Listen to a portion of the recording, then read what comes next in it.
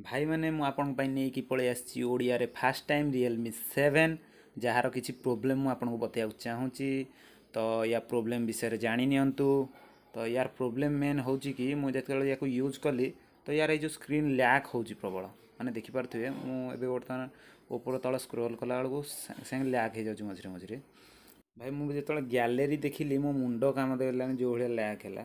ତମେ ଦେଖିପାରୁଥିବ ଅଲଗା ମୋବାଇଲ୍ ଉପରେ ବହୁତ ମାନେ ଏତେ ଅଧିକା ଲ୍ୟାକ୍ ହେବ ଦେଖିବ ରହିଥାଅ। ଦେଖ ବର୍ତ୍ତମାନ ଠାକି ଯାଉଛି ଦେଖିବ ମାନେ 6 GB ର୍ୟାମ୍ ହେଇକିନା ଏମିତି ପ୍ରୋବ୍ଲେମ୍ ଦେବ।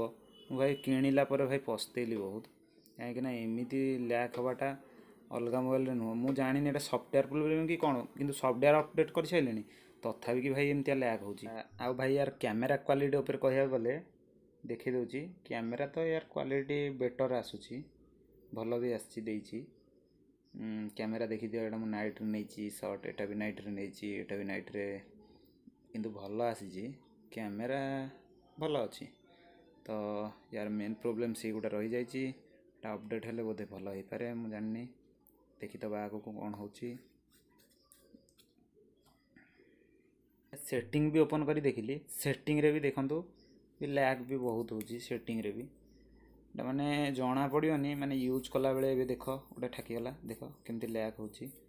ମୋବାଇଲ୍ ମୋ ମତରେ ବେଟର୍ ନୁହଁ, କାହିଁକିନା ଫାଷ୍ଟ ଟାଇମ୍ ଯେତେବେଳେ ତୁମେ ଦେବ, ଫାଷ୍ଟରୁ ଜଣେ ଜଣେ ଆଣୁ ଆଣୁ ସର୍ଭିସ୍କୁ ନେବ କି ଭାଇ କହିଲ? ମାନେ ମୋବାଇଲଟା କିଣା ହେଲା ସାଙ୍ଗେ ସାଙ୍ଗେ କିଏ ସର୍ଭିସ୍କୁ ନିଏ କି? ଏଇଟା ଆଗ ୟୁଜ୍ କରାଯାଏ, କିଛି ହେଲେ ପ୍ରୋବ୍ଲେମ୍ ହେଲେ ସର୍ଭିସ୍କୁ ନିଆଯାଏ। ତ ଇଏ ଫାଷ୍ଟରୁ ହିଁ ରିଅଲମି ପ୍ରୋବ୍ଲେମ୍ ଦେଇକିନା ଛାଡ଼ୁଛି। ଆଉ ୟା ଚାର୍ଜିଂ ତ ବେଟର୍ ଅଛି, କାହିଁକିନା ୟାର 30W ଚାର୍ଜର ଦେଇଛି।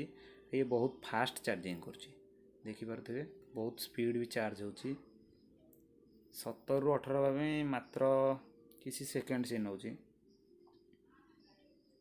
ଆଉ ବହୁତ ଫାଷ୍ଟ ଚାର୍ଜର ୟାର। ଆଉ ଭାଇ ଗେମ୍ ତ ୟା ଦେହରେ ବେଟର୍ ଚାଲିବ, କାହିଁକିନା ଭଲ ପ୍ରୋସେସର୍ ଭଲ ଦେଇଛି। ଆଉ ଖାଲି ସେଇ ପ୍ରୋବ୍ଲେମ୍ ଗୋଟାଏ ଯଦି ସଲ୍ଭ କରିଦିଅନ୍ତା ରିଏଲମି, ତାହେଲେ ମୋ ମତରେ ପୁରା ବେଷ୍ଟ ଏ ମୋବାଇଲ୍ ଅଛି। ତ ୟାର ଏବେ 90Hzରେ ମୁଁ ଦେଖିଦିଅ ସେଟିଂ କରି ଦେଖେଇ ଦେଉଛି ୟାର ସ୍କ୍ରିନ୍, ମାନେ ତଥାପି କି ବି ଲ୍ୟାକ୍ ହେଉଛି ମୋବାଇଲ୍। ଏଇଟା ମୁଁ ଦେଖି ସାରିଲିଣି। ତ ଏବେ ଦେଖ ସ୍କ୍ରୋଲ୍ କଲା ବେଳକୁ ପୁଣି ଲ୍ୟାକ୍ ହେଉଛି ମଝିରେ ମଝିରେ। ଲ୍ୟାକ୍ ପ୍ରୋବ୍ଲେମ୍ଟା ଦେଇକି ହିଁ ଛାଡ଼ିଛି ସେ ଆଗରୁ। ତ ଭାଇମାନେ ମୋ ଚ୍ୟାନେଲ୍କୁ ସବସ୍କ୍ରାଇବ୍ ଆଉ ଲାଇକ୍ ଏଇଟା ବାଧ୍ୟତାମୂଳକ କରିବାକୁ ନିହାତି ପଡ଼ିବ, ତେଣୁକରି କରିଦିଅନ୍ତୁ ଭାଇ ଲାଇକ୍ ଗୋଟେ। ଆଉ ମୋ ଚ୍ୟାନେଲ୍କୁ ସବସ୍କ୍ରାଇବ୍ କରିବାକୁ ଜମା ଭୁଲିବେନି ନିହାତି।